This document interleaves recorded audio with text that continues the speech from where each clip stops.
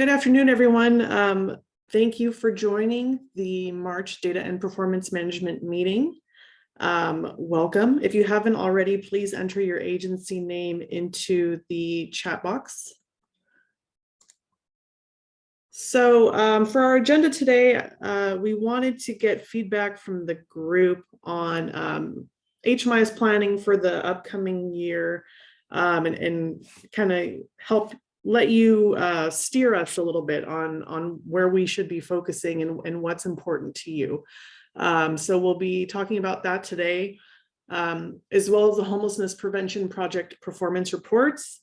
As always, we do encourage participation in this meeting, either by unmuting yourself or in the chat box. So please plan to do that. Your feedback is really important to us to improve your HMIS experience. So first, the HMIS planning. So this is probably going to be most of what we talk about today. And so the purpose of what we're going to be doing is hopefully improving the HMIS user experience for you as well as the other users at your agency, increase agency engagement, and also help the HMIS team prioritize projects and what we should be working on first to have the biggest impact for you all. So we had a few ideas that I'll be kind of talking about first, and then we also have some discussion for all of you to consider as we go through. So first, one of the areas that we wanted to work on was more live webinars for the users. And so what is on the slide now is the topics that we thought might be most useful, but we also want to get your feedback as well. So the first is coordinated entry reports, and that webinar is already in progress and something that we'll be releasing over the next couple months. We also want to do a Looker live training, and so when I say live, I mean over Zoom with a live audience where you can ask questions. So we want to have a Looker training. And part of that training will be that users that complete it will have access to save reports in Looker again. For those that may not know, that was functionality that existed in the past but had to be removed. So completing this Looker training will allow that access back. Another training that we want to focus on is on project performance reports. So it's information that we do share during this meeting, but it's in more detail about how we calculate the project performance reports, what it means, how you can revise your data, that kind of stuff. And then the other type of webinar that we were considering was for federal funding sources. So those projects that are COC funded, ESG, SSVF, HOPWA, RIE, all of those different federal funding sources. We would like to have specific trainings on those that go over data collection requirements that are specific to those funding sources, as well as reporting requirements and project setup.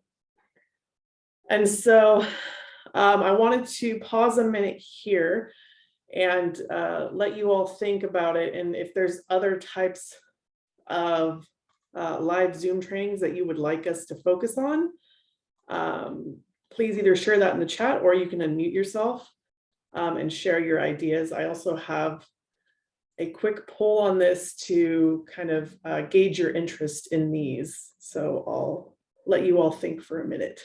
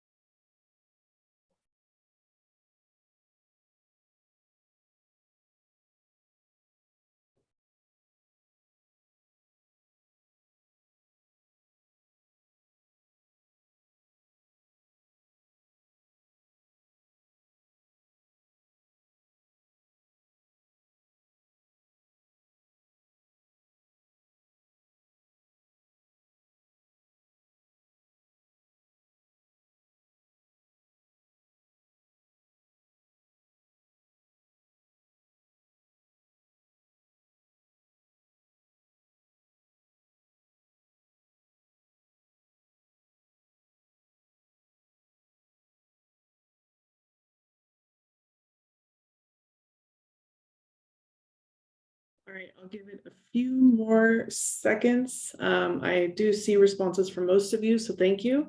Also, did anyone have any other topics besides what's on the screen now of webinars that would be helpful for you or your users?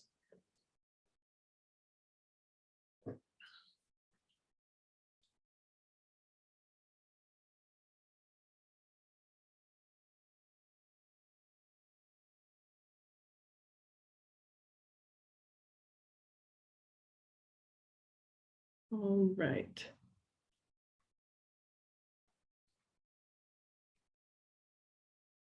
All right, I think the participation has slowed down on the poll, so I'm going to go ahead and end it. So we have fierce competition between Looker and the project performance reports. You might be able to see the results now. So 40% of you said Looker is most important and 60 said project performance reports. So thank you for your feedback. That's helpful. We will be working on both of those. We'll have more information at a future user meeting when those are available, but they are on our radar. So thank you for that. And like I mentioned also, the coordinated entry reports is already in progress, and that should be released soon. All right, so next up, I wanted to talk about, just a second, I'm taking notes. Recorded training. So these are trainings that our staff would record, post on the website. They're shorter, maybe like 5 to 10 minutes. And we do have a number of topics that we've released recorded trainings on in the past year. The first type of recorded trainings we've released are for a variety of data elements. So on your screen, you're seeing all of the recorded trainings for data elements that are currently available to you. The only one not available is health insurance, which is coming soon, but all these other data elements you and your users can access now. And so these trainings mostly cover how you should collect the data element, who needs to be collecting the data element, and maybe some tips for how to collect the data if it's something that your clients are struggling with. And this list came from feedback we received from the users in the past on areas that are most difficult for them.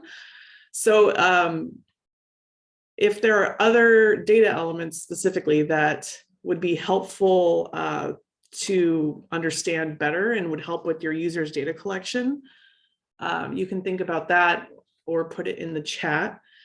The other type of recorded trainings that we've been focusing on are related to HMIS functionality, so how to navigate in HMIS and do certain tasks. Recently, we've released a recorded training on how to maintain households on the community queue. So this is specific to coordinated entry and bed reservation clients. We also have a recorded training on how to search for clients in HMIS and hopefully reduce duplication of records. And then the other recorded training that we released fairly recently was how to add clients to the community queue. So this is also for coordinated entry and bed reservation. On our list to complete is reviewing client history.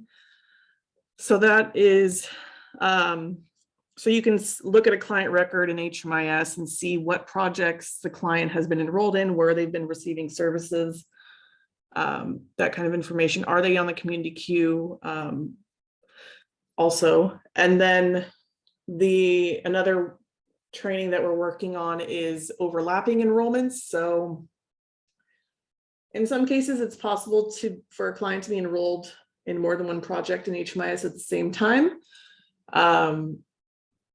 So this could be, if they're an emergency shelter and also working with a rapid rehousing provider, or emergency and permanent supportive housing. Those are just a couple of examples. So the training would go over what types of overlapping enrollments are acceptable and which really shouldn't be happening. So for example, in most cases, there really shouldn't be an overlap between an emergency shelter and a transitional housing enrollment. Unless maybe there was a COVID non-congregate shelter in there or something, that those would be special circumstances. But this training would just kind of go over the do's and don'ts of overlapping enrollments. And then the other recorded training that we are working on is how to reassign the head of household. So this is if you enroll a household, select your head of household, and then later the head of household leaves, but the rest of the project maybe remains, or rest of the clients remain in the project. How to navigate that in HMIS.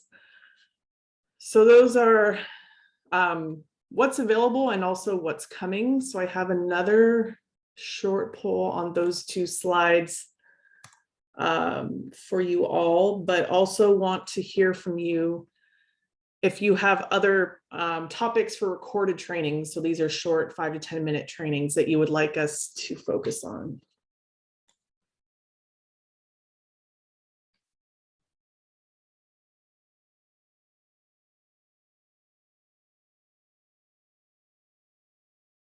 And also let me know if you want me to go back to the other screen so you can see the data element trainings.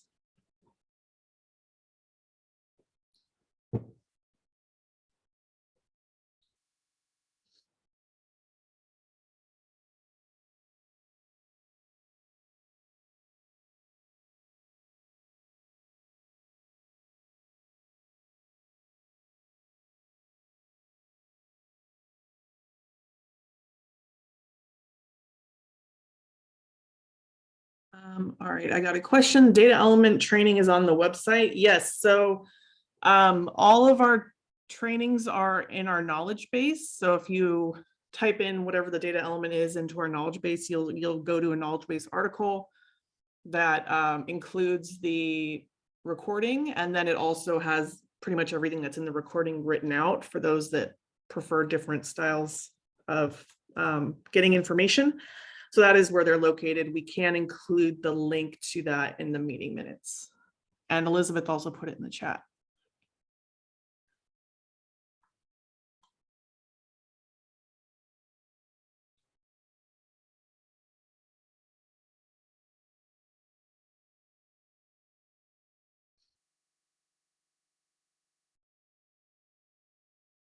I did get feedback also on a data elements training, current living situation for street outreach projects. Thank you, Cassie. We can work on that.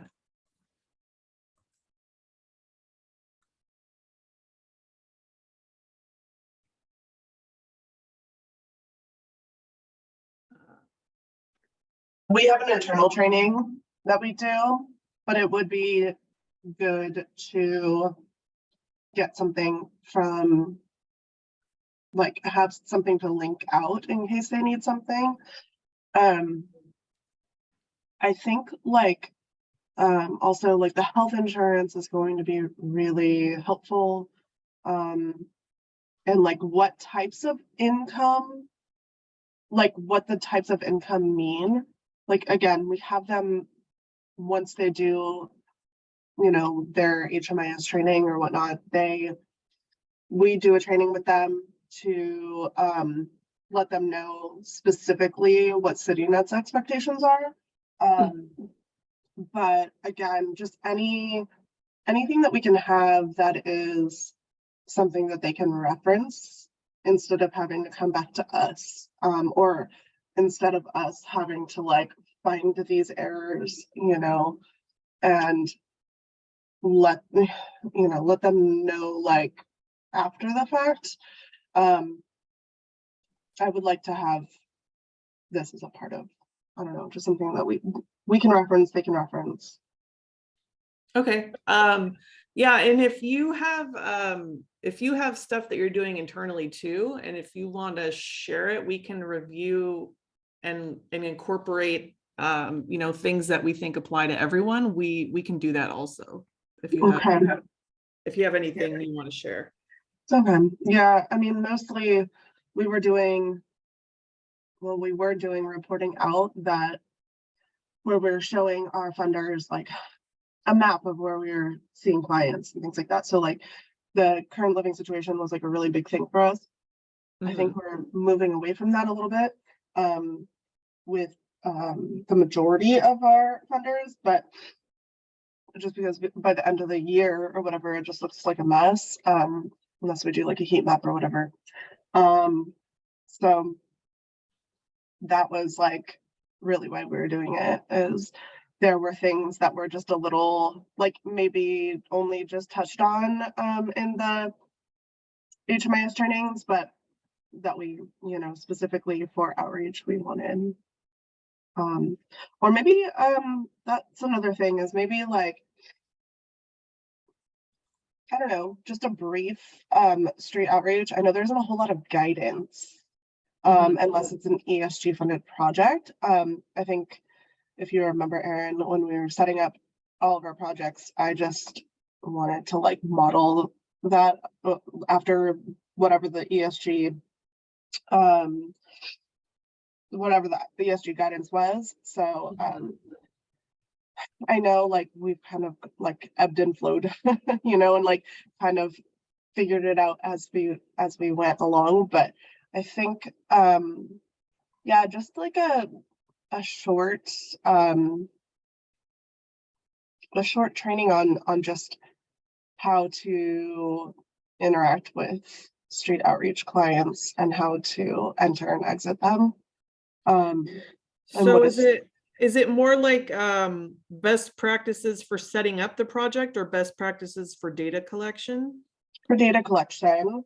So just because it's a little weird, you know, like we aren't always able to like get information on people, and you know, we may spend a lot of time at like an encampment, you know, and people may decide to move along, but we have some projects where it's like we're being dispatched to these certain situations, and then we show up there and all of that is documented, but it's like there's nothing to show for like our time there.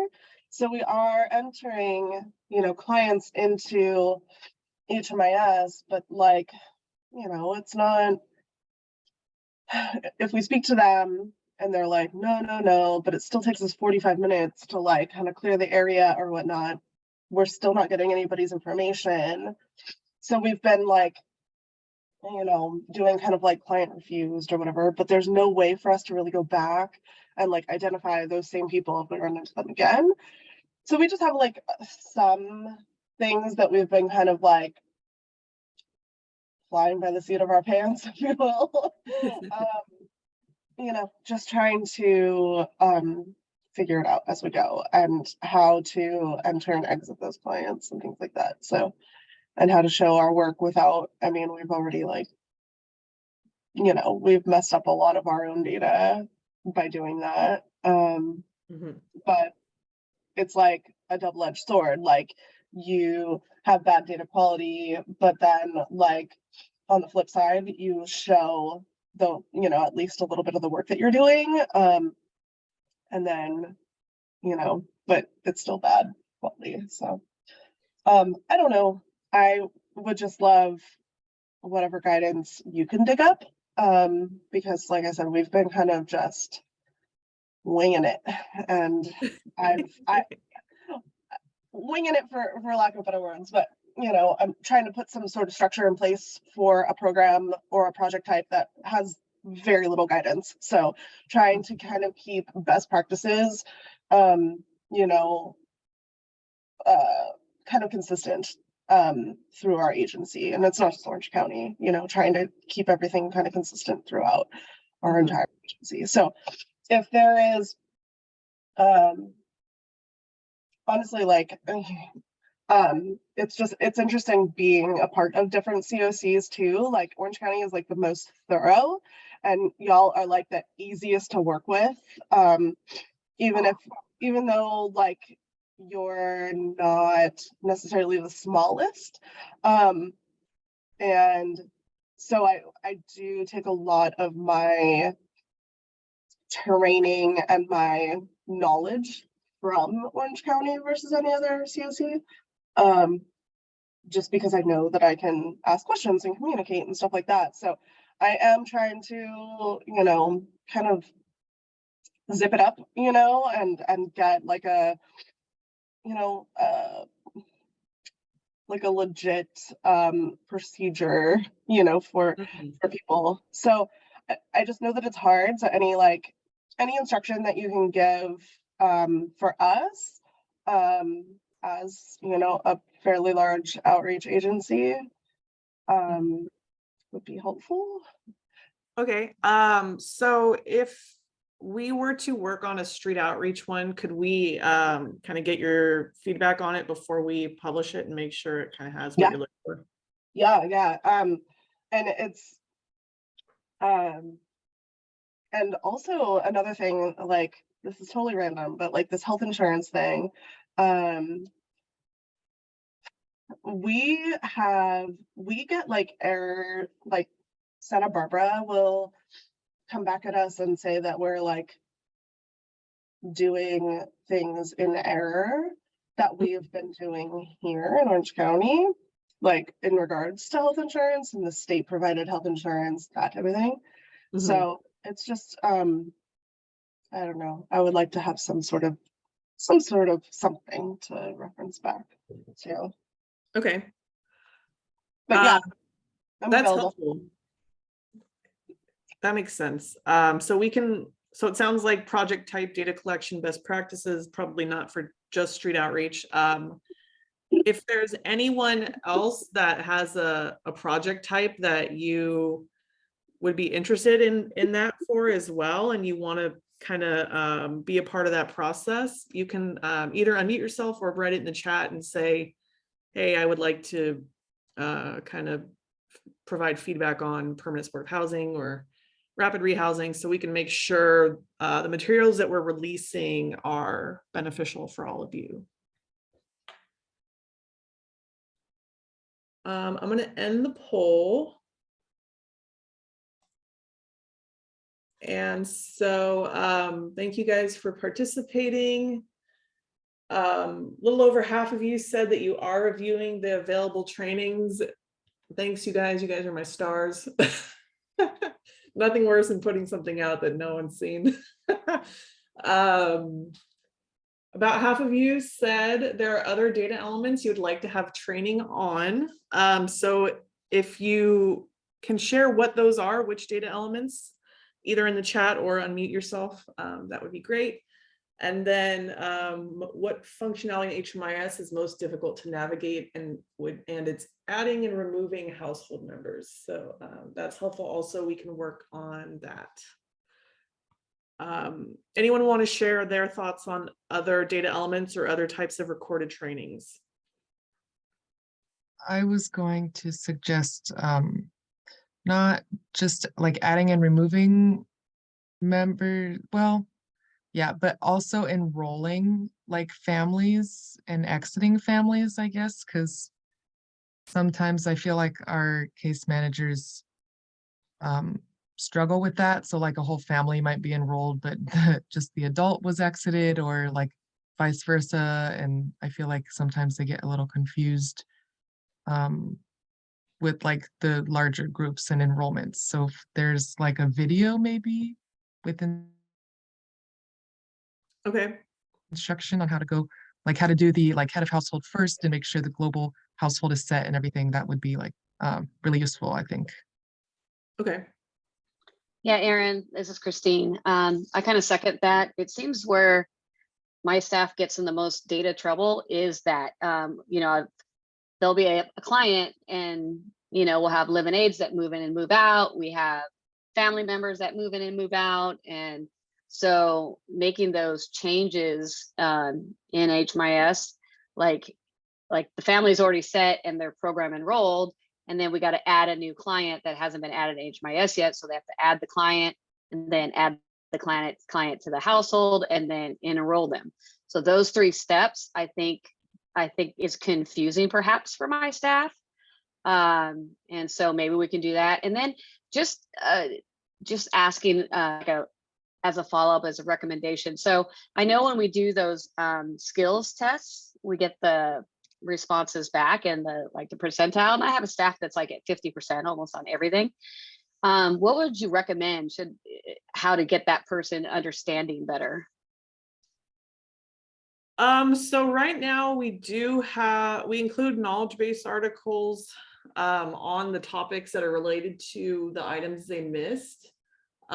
We could potentially make it more explicit, like maybe do videos on those different tasks and how to do them. But we do have knowledge-based articles on all of the different steps that are in there. So it might just be maybe linking those a little more, like making it a little more clear, what those steps are. Well, if you have knowledge base, I can use that as I can pull them in for a training and use that just to kind of go step by step, just to kind of reiterate, because it really was revealing to see my staff not have a really solid understanding of some really basic functions. And that could be just that they're intermittent, they're not in HMIS every day, like I am, but I just want to make sure that, they obviously do it right when they're there, because it solves me backup cleanup time later. Yeah, I believe on the form that you were sent there, I think there are links to knowledge-based articles in there, but we can confirm that. Okay, perfect. And just another minor thing, I had a new staff come on board, and I got the email that says this is their thing. Here's the knowledge base for logging into a link of logging into Clarity for the first time. And what we observed is she couldn't get in. And then when I checked on it with a ticket, they said, oh, we don't see any attempts. And it seems like the link associated with that knowledge base article is not correct. I didn't verify that. They said, oh, we'll make sure she's using this link. And so she tried that one and it went through. And I didn't have time yesterday to double check it, but that's a possibility. Do you remember what KBA article it was? Yeah, I think it's just called logging into Clarity the first time.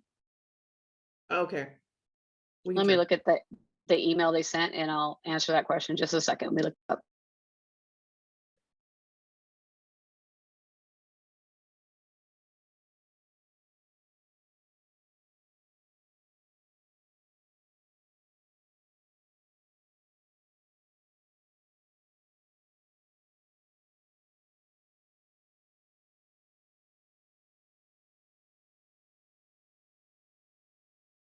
Other recorded trainings that your users would like, and also, was it useful when we had the live trainings for HMIS part 2? It seemed like at first the answer was yes, and then the attendance kind of fell off, which is why we stopped them, but willing to hear feedback on that as well. I think they're happening too frequently, maybe, not as infrequently as our turnover. But I think if you wouldn't do one once a month or whatever, like you were doing, you'd probably get a little bit more attendance. But I think, speaking for our agency, we do have a lot of new staff recently. So I think, and old staff that might need a refresher. So maybe just doing them quarterly, something. And specifically the part 2 one? Yeah, I think it's a good refresher. Okay.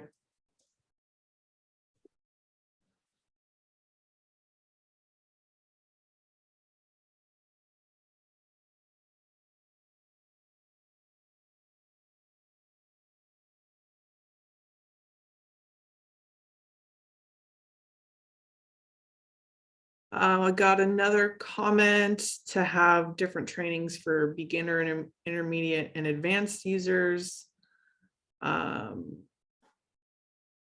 Users are at different levels and frequently don't train up on how to assign beds, understand community CES, or the HUD data elements.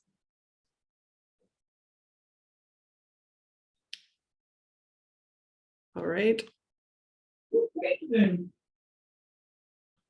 Hi, I submitted that comment. This is Dominica from Covenant House. Hi, hi, Dominica. Hiya. I just wanted to kind of take a minute to speak to the different levels of experience people have with HMIS. And I've recently been doing some like deep training into at one of our COCs at how to better use and understand HMIS. And I'm working with a group of case managers that have been in the position for several years. And one of the things I've been reflecting on this week is just how people don't really make advances in their knowledge levels of HMIS. And HMIS is a really amazing tool that I personally believe as a data administrator that everybody would benefit from being able to use HMIS, not just like, to do their required job, but to understand a little bit better about, how we're sort of mandated to use it by HUD, the data elements that HUD provides and asks us to collect, just, additional functionality in how to take attendance, maybe topics like we're talking about best practices, that might be a more intermediate or advanced topic. But I just feel like my case managers just seem to stop learning at a certain point. And one of the things that I've really been appreciating with Orange County is that Orange County has, they request that all the users take a refresher training on a yearly basis to obtain their HMIS account. And at first I was like, wow, that's, a big ask. However, I valued it because a lot of times at one of our COCs, they train once and they never train again. And so, it's just something that has been something I've been thinking about both as a QA person and also in my role in training my users, that I'm kind of starting to begin to think that it would be more helpful if our users could advance to other levels in their knowledge of HMIS. So that's where that suggestion came from. Okay. That's helpful. Thank you. Mm-hmm. If you have any thoughts on what should be different levels, what would you want a beginner to know? What would you want intermediate to know? What would you want an advanced to know? Mm-hmm. You don't have to know right now, but if you could put in a ticket and ask them to assign it to me, that would be helpful. Oh, okay. Thanks, Erin. Thank you. I did get a couple of comments that the live trainings would be helpful, and agreement on the beginner user training as well. Other training thoughts?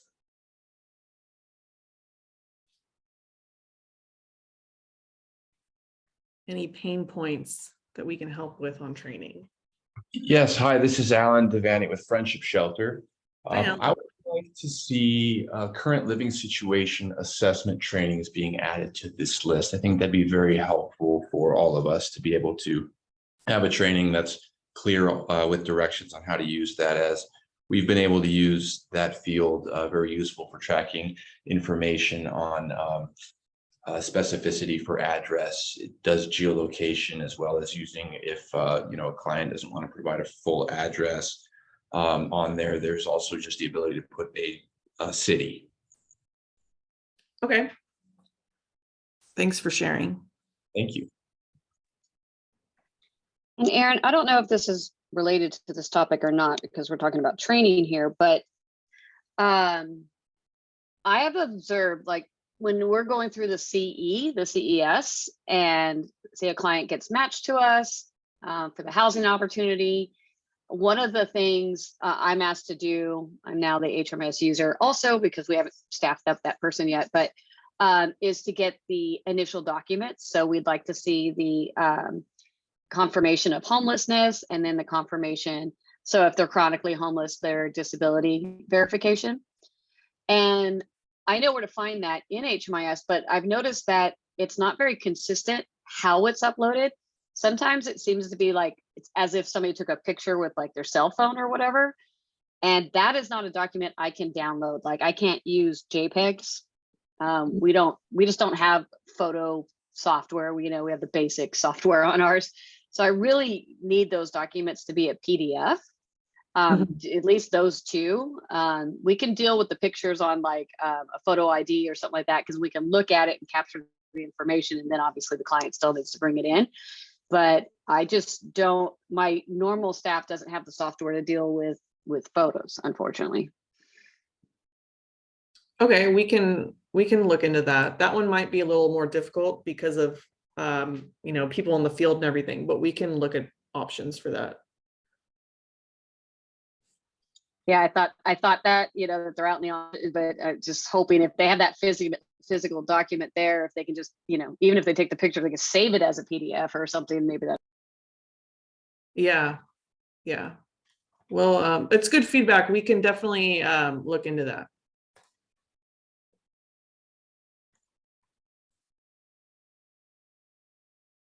Any other training thoughts before we keep going?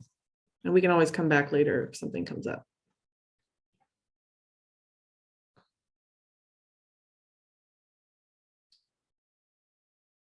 All right, I'm not seeing anything else, so I'm going to keep going.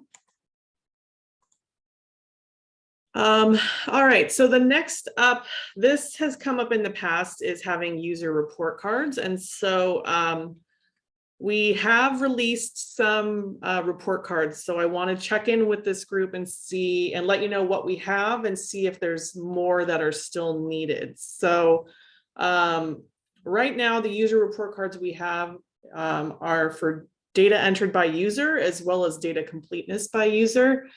So the data entered by user is just what it sounds like. It's data entry that the user completed on different types of data in HMIS during whatever the reporting period is.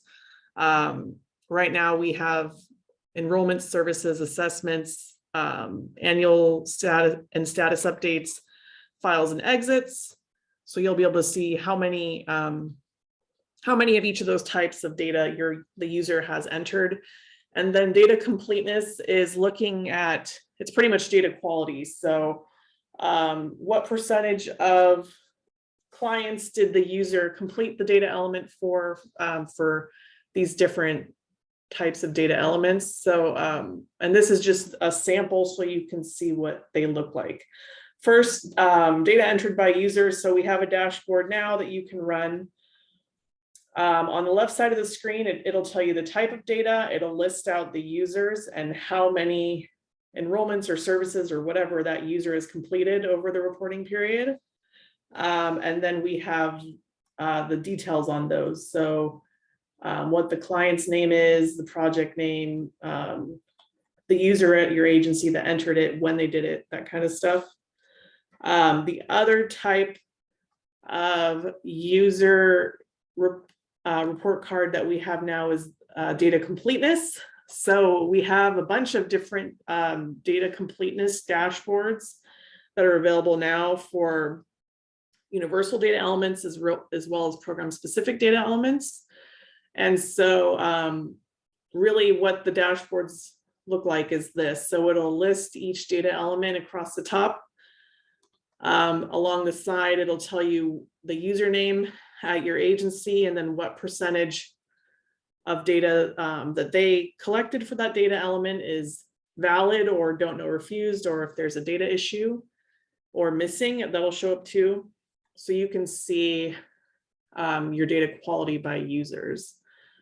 So my question for the group is this satisfying your needs for being able to see data by user, or is there other types of data that you want to be able to see for your user, for specific users?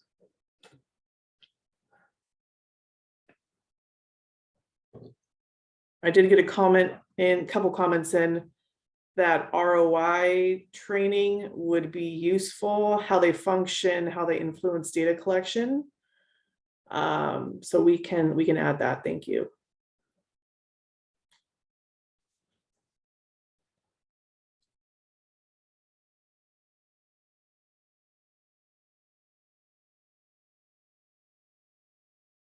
Any thoughts on the user report cards?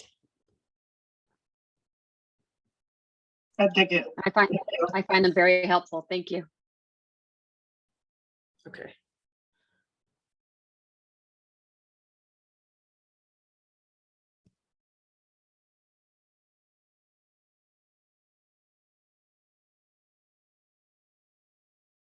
We got a comment, data completeness report is helpful for data quality, but doesn't help us inform program managers about collecting data such as SSNs. Oh, go ahead, Dominica. Yeah, so some clarity around that is that, so I'm constantly looking at like data quality errors, and I see a lot of blank social security numbers, which is very common dealing with TAY youth. They don't have documentation, they don't know it, they lost their documentation.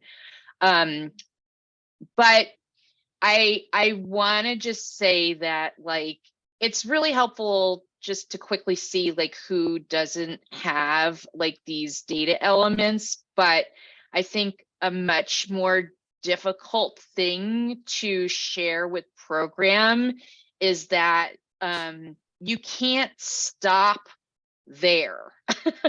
Like if there is no social security number, like that is something you must pursue as a program. Like and just keeping reporting that it's blank, I don't think really like paints the picture of how a missing social security number is impacting that individual's ability to progress in their engagement in the program.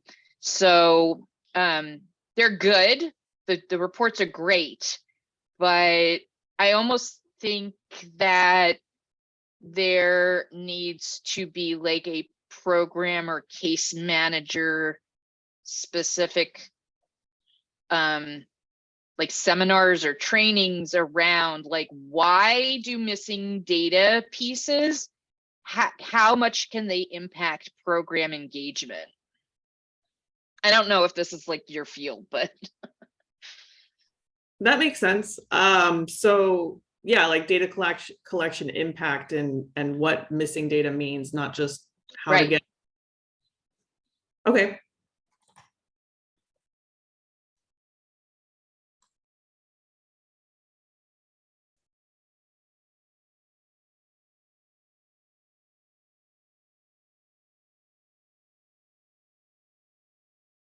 All right. We got a question about how to access the user report cards. Let me pull that up really quick. All right, so you're in Clarity. To access the user report cards, you click on the Launchpad and then go to Reports, which will take you to the Reports library. Navigate to Data Analysis, and then they're located under Orange County Clarity System Reports. If you scroll all the way down to User Management, You have the data entered by user, the program-specific data elements at entry and exit, and then the universal data elements. And we'll put that in the meeting minutes also. Aaron, just one thing about the universal data elements report. I saw that at one point I did not have access to that, so I actually had to reach out to HMIS help desk to have that on my menu. Okay, yeah, if you are running into that issue, let us know also. And so to clarify the user management, these reports are by user, like I showed in the slides. If you're just looking for data quality as a whole, that we have a data quality section, so you can see by program your data completeness for all of your data elements, as well as for specific funding sources. So that's available also.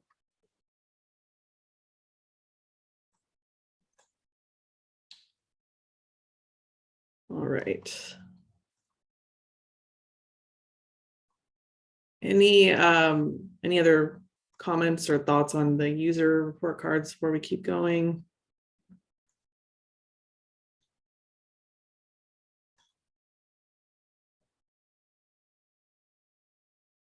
All right, so I have a variety of discussion questions here that I thought would be better just as a conversation than as a poll.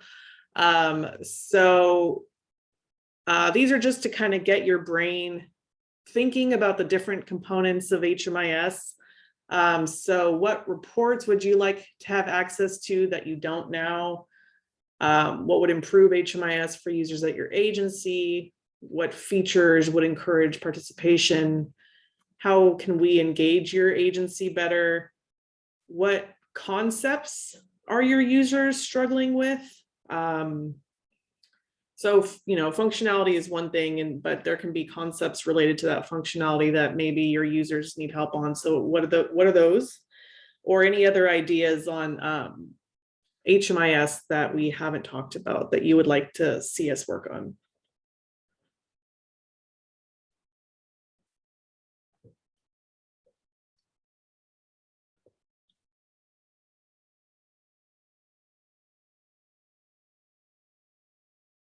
I think, so I know that there is a knowledge-based article on how to do this, and I don't know if there's been any advancement on it, but like being able to see kind of where like a specific agency is, like where our agency is as far as where clients are within CES. Like, is there a way for, like, we would really love just a simple report that shows us as the access point, where, something like the client name, like who referred them in or, completed their enrollment into CES, and kind of like where they're at in the process.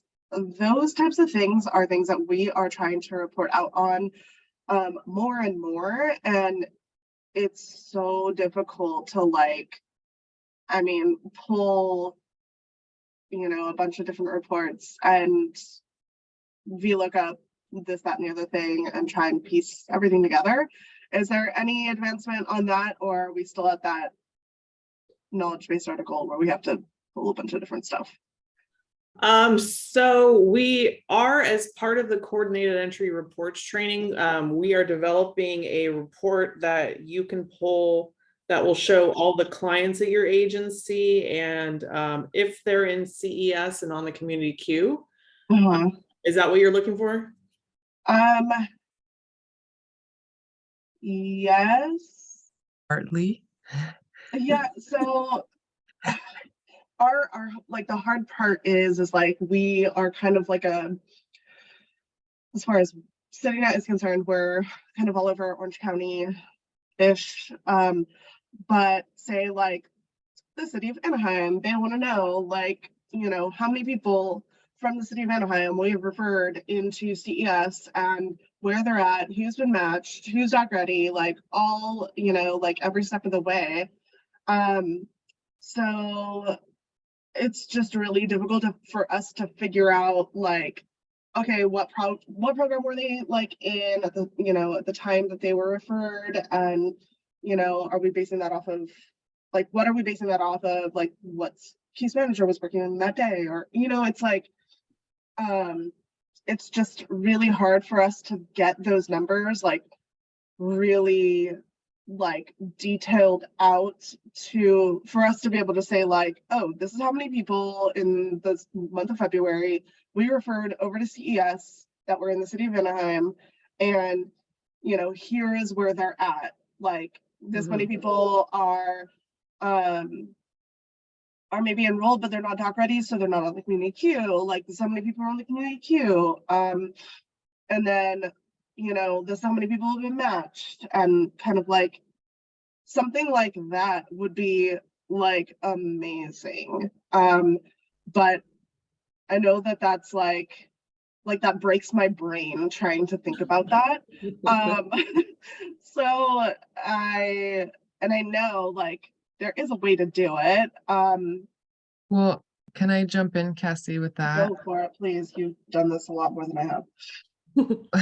Well, which is not that much, but I got a knowledge-based article that like essentially was telling me to run 2 reports and then do like a VLOOKUP to figure out who was in the coordinated, like what their status was.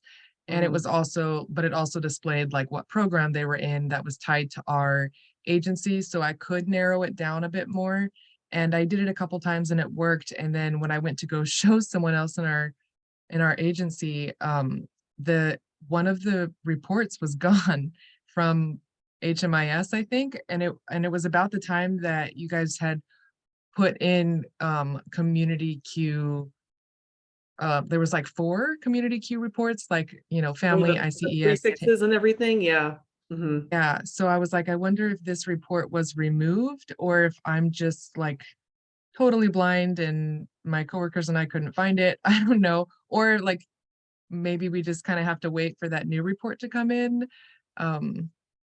I don't know, but this one was confirmed clients in HMIS projects are participating in coordinated entry system. Okay, I know what you're talking about. We can look at that article and update that, but we'll also kind of think about Cassie's request. Yeah. It's tough, it's a tough one, but yeah, we're definitely thinking about it. Yeah, I'm in sorry, the- but it's like, and like I mentioned before, you know, we have what 5 different counties that we're working in, and most of them are in Clarity except for one. But like our Clarity access is different for every COC, which drives me absolutely bonkers. And a lot of times we don't have access to Looker. So it's like, I don't know, like I feel like we have the most access in Orange County and the most useful people, thank you, Erin, and your team. But the most useful people like willing to help and like throw things together for us. But as it is right now, like Orange County isn't necessarily our biggest contracts. I mean, they are in regards to like certain cities, but it would be some, I don't know. I just wish that everybody's access was the same and that we could have things across different COCs, but it doesn't work like that. But yeah, it's just, I would love to at least know how to do something like that if it does come up, because like I said, it breaks my brain to even think about throwing all of that together from different agencies and like having to like pull like, you know, a ton of reports. And I'm good with doing VLOOKUPs and whatnot and taking instruction, but like a lot of times when that happens, it's like, okay, I can almost get what I'm looking for, but there's like another layer, and it's like to replicate that for like, say, another COC or a different, you know, type of project. Sometimes it's just a little hairy. So I don't know, any help that y'all can offer to, you know, like, just make things more simple for us to just run a report and be like, oh, okay, like, here are the people, or even just like the amount of people from like the city of Anaheim that are just in the community queue, like, or whatever. Like, sometimes it's just like, there's too many reports, and to go through and try and run like, you know, 15 looker reports that might give me what I need is like, just, it's not, Yeah. it's a Okay. lot. Thank you. Yeah, we can look at that. That is something that weighs heavy on us also. The issue that we run into with coordinated entry data is there's a couple things. One is that the client's enrollment in coordinated entry and any activity related to their referral are not linked. So if clients are coming in and out of the coordinated entry project, there isn't an easy way to say, okay, this referral data goes with this enrollment, this referral data goes with this enrollment. So it's hard to get like the latest update related to a specific enrollment. It's just the latest referral information. So that's something that we struggle with. And then there was one other thing I was going to say that I've forgotten now, but yeah, coordinated entry is tough. So we can work on it. And then if there is something that you like about what we have, or if there's something in another COC that you like, they have for coordinated entry, we can try and work on that. Like, we can share what we have with that lead, or if that lead can share what they have with us, we can do that also. Thank you. And then Caitlin, can you say again the name of that knowledge base article Alan was asking? Put the link in, but my question was, though, it's not working right now. So Yeah.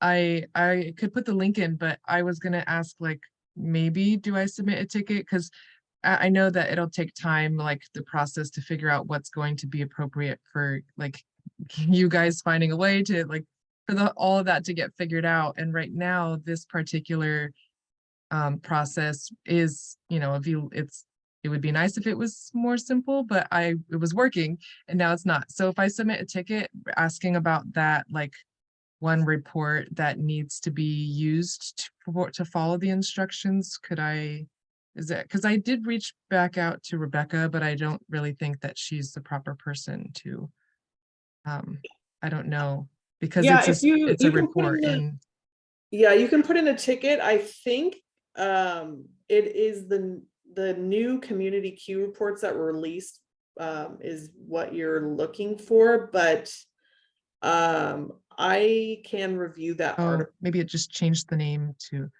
because the report the coordinated entry status for active enrollments. Yeah, I can look at that article and update it. I think the report name changed, and that I think Okay. yeah. Okay, thank you.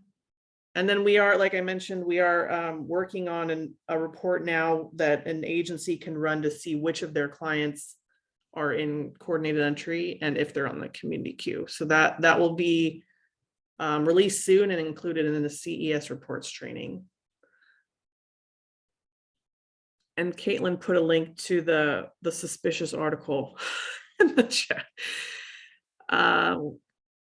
Also saw from Dominica, it's not always easy to know what the reports produce before running them. It'd be nice to have a descriptive document for each report and the information it returns. Oh, go ahead, Dominica. I was just gonna say big ask, but so basically what happens, like when you're running the reports, and the report servers are sometimes very slow and you do have to wait to access your data. So by the time you get that report returned back to you and you can see what's in it, a lot of times what happens to me is I look at it and go, this is not what I needed. And then I have to proceed to run another report. And then sometimes it's a lot of guesswork. trying to figure out where the data element lives that I need returned. I just wanted to like say, like, in general, I mean, I don't know if Clarity Bitfocus has like a dictionary for what report does what. But you know, it would be great to have a more descriptive document before you have to actually go and run and pull the reports.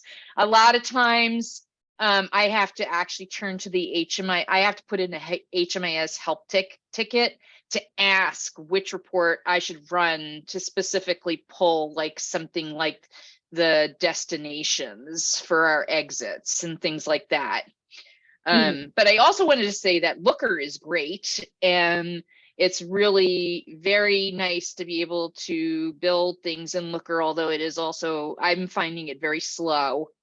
But the data elements are interactive there, and it's like a lot easier to know like what data element to pull in because it's kind of all pieced out for you. So Looker itself is very descriptive, but it's just the report menus just sometimes don't even, it's hard to tell. Thank you. Okay, we can look at that. Bitfocus might have something on canned reports. I know we did a training on this a while ago, so it maybe needs to be updated. We do have an article that I put in the chat for specific for coordinated entry reports. So this, and there's a attachment with like an Excel spreadsheet that lists all of the coordinated entry reports in Looker that are available and what they do. So that partially answers your request. For non-CES data, I don't think we created a similar document because that might be a lot of stuff, but we can try and think through that a little bit and also see if Bitfocus has any inventory on canned reports.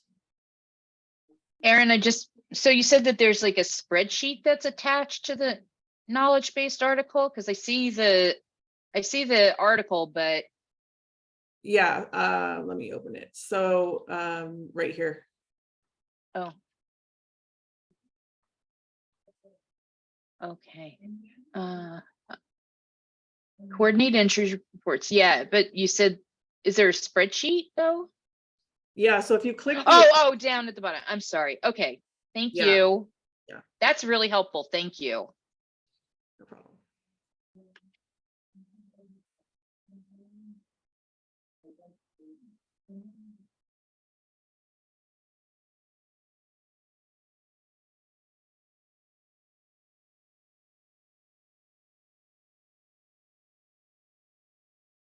Other reports, feedback, or any of these other questions that we have here. Oh, I'm not even in the right format anymore. Look at me. Are there concepts that your users struggle with? How can we engage your agency better? Any additional thoughts?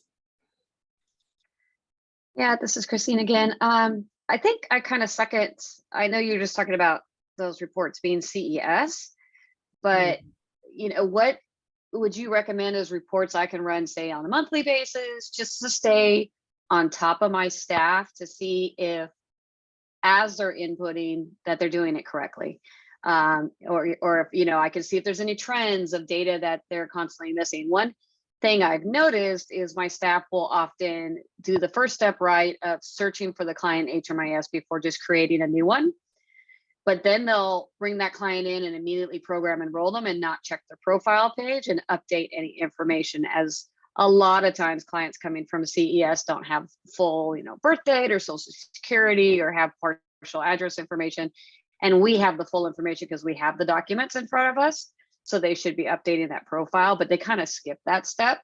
So I'm just trying to help myself out for when it comes to data cleanup times, you know, you know, maybe there's something I could do on a more frequent basis to, you know, just catch those errors. And then that way I can do, you know, specialized training as I see trends in the staff's inputting habits. We can work on something more comprehensive, but just kind of off the top of my head, I would say monthly, the data completeness reports would be good to stay on top of. I also recommend running the project performance reports regularly. So you can see what your data looks like, and if it says, like none of your clients are entering homelessness, you can be like, that's not right, and go in and correct your data. The other one that's good to run regularly would be the data accuracy dashboards. So what that dashboard does is it's meant to help you see the data that's if the data that you're entering makes sense. And so a way you can use it is if you only serve women, the report will tell you, the gender breakdown of clients. And then if there's men in there, you can say, this isn't right, we need to fix it. Or, if you only serve veterans or chronically homeless. So some of that's in there. It also has data issues that don't make sense. So clients that were enrolled in a project before they were born, or clients that have a housing move-in date before they were enrolled. So there's a lot of stuff like that. Households that don't have a head of household or have too many heads of household. So that's a good one also to look at, but we can work on something more formal. Fantastic. Thank you very much. And got agreement with users not updating profile pages. Okay.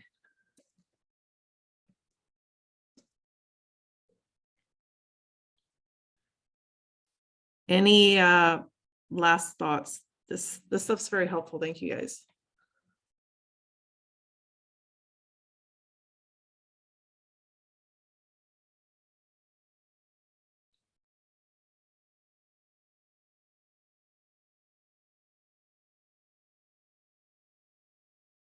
We're in speak now or forever hold your peace territory. Any final thoughts on HMIS reporting, training, anything else that we can help with?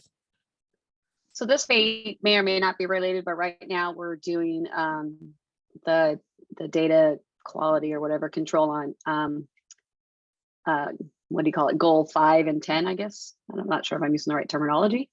Mhm. Those were sent out. And one thing I noticed, very helpful, by the way you give us the data percentiles and the clients that are making up that, so we can, kind of like, whoa, that percentile is way out of whack, and we can kind of see what's going on. But I noticed that in my case, my returns to homelessness, there were 19 total in that reporting period.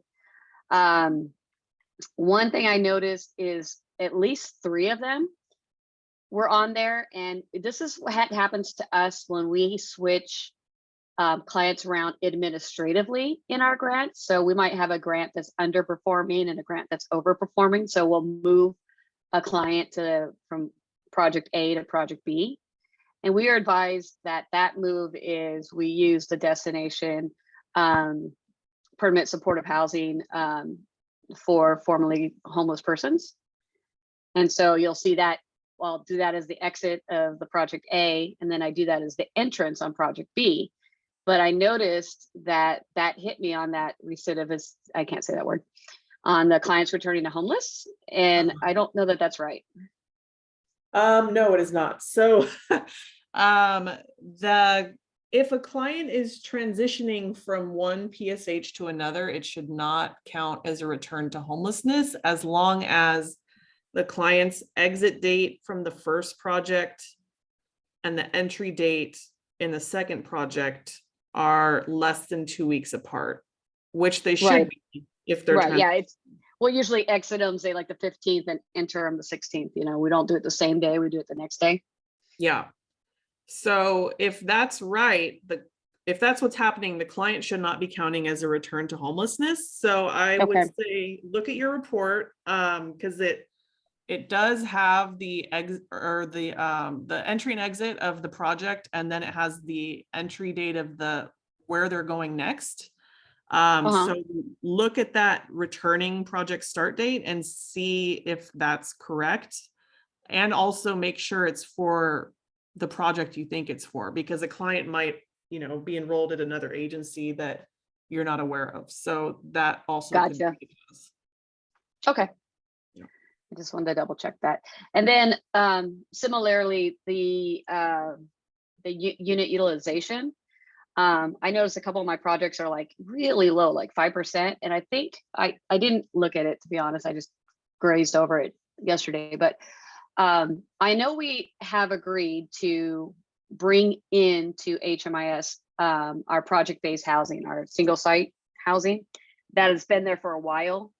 That we're now, what we used to do is we'd open the waiting list for specifically for that project and do homeless of that before CES. And now that we have the CES system or the CE system, we're going through coordination and entry. So say that project had 20 houses or 20 units, physical apartments, and we filled them up the first time around when it was, you know, first leased up in like 2018. And now we have turnover. So we've committed that the turnover units will be filled through CES, through HMIS. But when I give you that data, I tell you there's 20 and there may only be 2 in there, but truly the project is fully leased up. So it's making my unit utilization look bad. So I'm trying to decide if we're all just okay with that, or because I don't want it to like hit me to a point where it starts impacting my ability to apply for COC funding. You know, it was like, oh, you hit too many, you know, you missed some of these ones and that's enough to knock you down. And I don't want to get knocked into like, you know, tier 2 for kind of a technicality. Does that make sense? So well, so first for the NOFO, when we do like the ranking and rating, your performance is only including your COC projects, and each project is ranked on its own merit. So anything that's happening with any of your projects that aren't COC funded wouldn't hurt you there. Gotcha. Okay.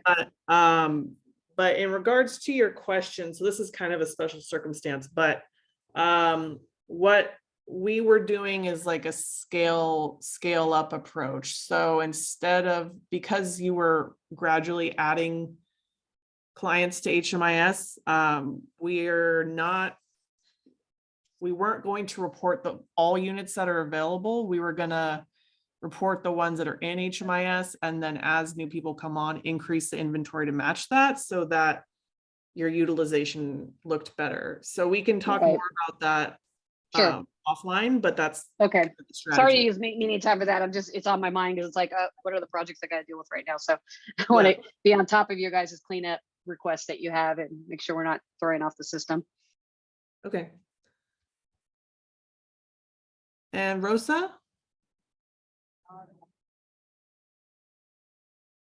Oh, Sorry, wrong button. all right. Any last thoughts on this?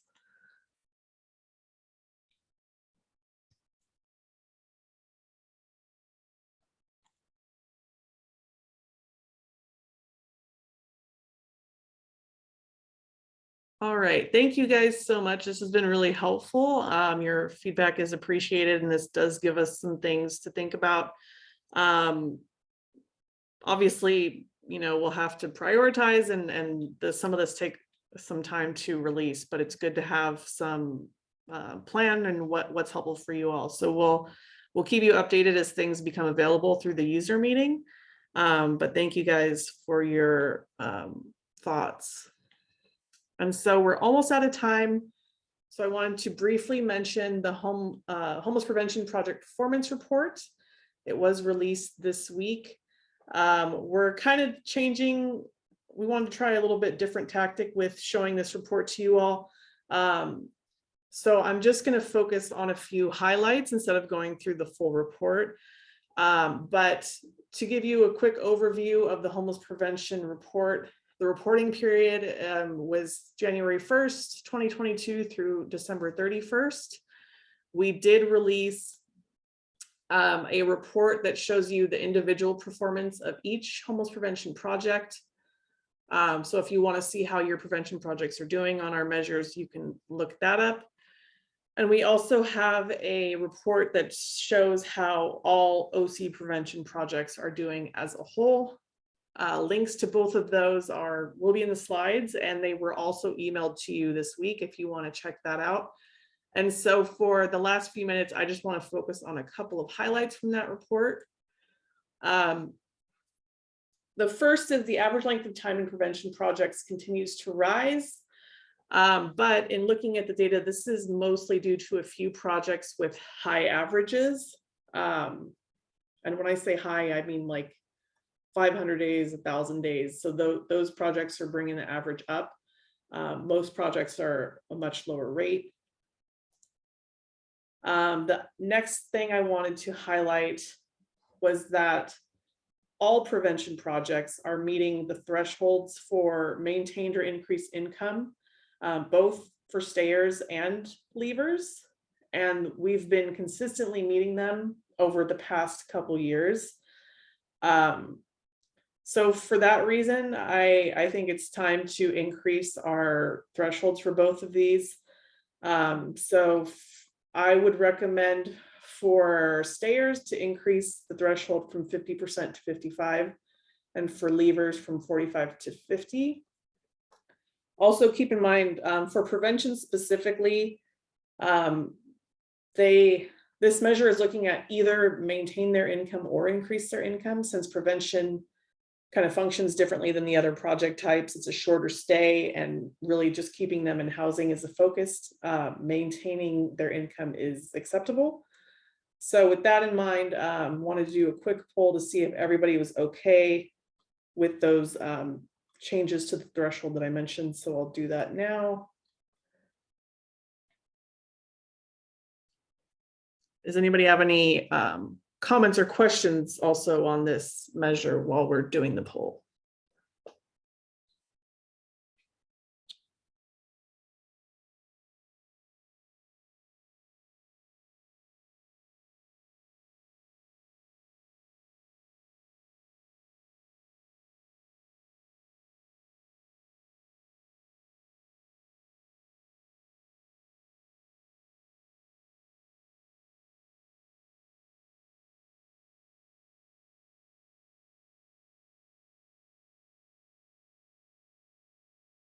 All right, I'll give it a few more seconds. There are a couple of you that didn't think we should increase the measures, but so if you have any comments on that and why you think we should leave it as is, we're happy to talk about that now, if you would like.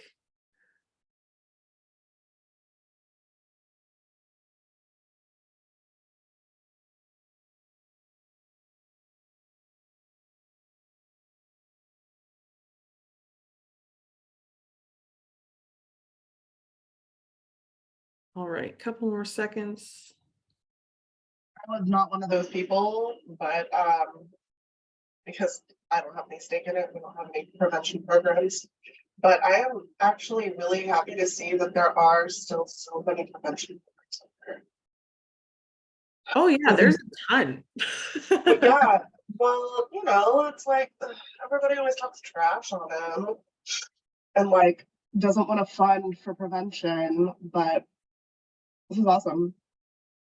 Yeah, I agree. It's definitely exploded over the past couple of years. So Good. really glad to see that. Yeah. Yeah.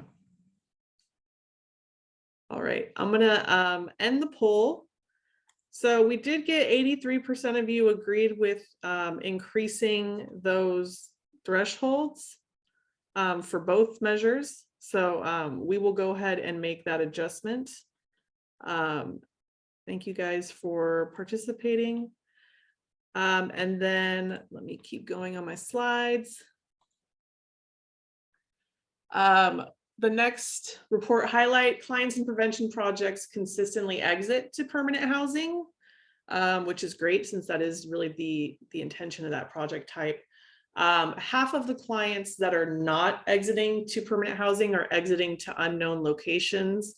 So this may mean that the client maybe didn't have a good relationship with the case manager, or was upset with something and left the project without communicating with everyone. That's usually why there's missing data. So that is the majority of those clients that are not exiting to permanent housing. That's what's happening. And then the last highlight I wanted to share, 93% of clients that are exiting prevention to a permanent housing location are not returning to homelessness within 2 years, which is great. And then for any that are entering the homeless system within 2 years, they're doing so, half of those are doing so within the first 6 months. So if a client can get past those first 6 months after they exit prevention to permanent housing, they're more likely to stay there. And then also for this measure, we have been consistently hitting this for the past couple years. All of the other project types we have, the threshold for this measure is 10% instead of 15. So I would also recommend updating our threshold to 10% or less are returning to the homeless system after exiting to permanent housing.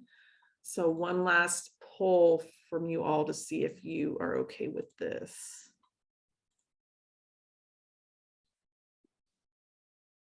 Paul, did you have a? Yeah, Aaron, may I ask on this one? So, if someone leaves prevention and then comes back to prevention, they count against this measure, correct? Yes. Okay. So that's the one I think I may vote no on this one, because I feel like that, since we don't know what's going to be happening in the next couple of years, we may see an increase of folks kind of needing that extra boost of prevention somewhere down the road. Yeah, I have to agree. This is something that I thought we were, even though the report was taking it out, or was reporting out on prevention to prevention, I thought we were taking those folks out of the equation because they're still housed. Yeah. We can adjust. So what we're doing right now on the PPR is they are included, but on like the report, we have a chart that shows how much are returning to prevention specifically, and it is a large percentage of those returns. We do have a little bit of flexibility in prevention because we don't have to report it to HUD. So that is, we could consider removing prevention projects from the returns. If we did something like that, would that make everyone more comfortable? Yes. Yeah, absolutely, because it's a different kind of thing if they're if they're back to prevention versus rapid rehousing or something else.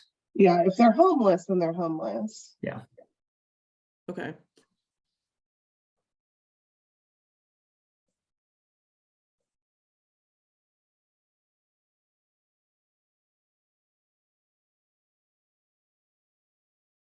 Any other thoughts on this one?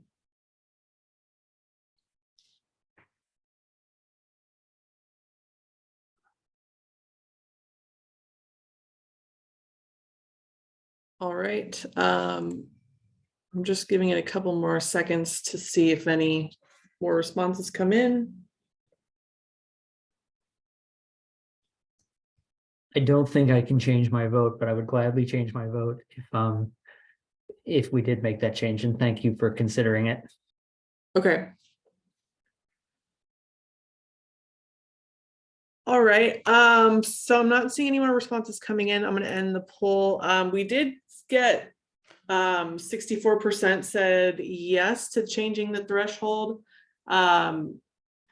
So we can look at adjusting the PPR and how we're collecting or counting those returns.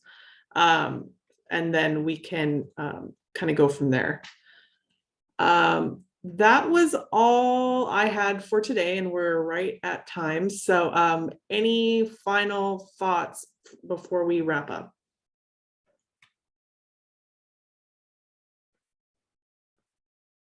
All right, if you haven't already, please enter your agency name into the chat box so we know who is participating. As usual, we will send out meeting minutes, the slides, and the recording from this meeting for everyone. Thank you all so much for your participation today and your thoughts. Our next meeting is scheduled for April 13th, same time, and we will see you all then. Have a good day, everybody.